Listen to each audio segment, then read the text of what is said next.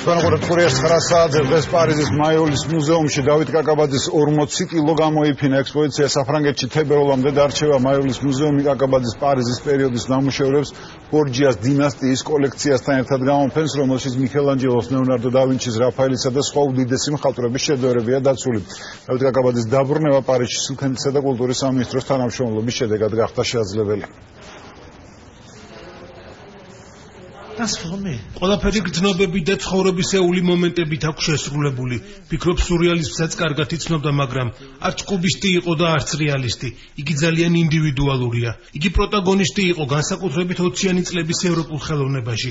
ჩემთვის როგორც ხელოვნების ისტორიკოსისთვის კაკაბაძე აღმოჩენაა და ეს ჩემთვის დიდი ბედნიერებაა.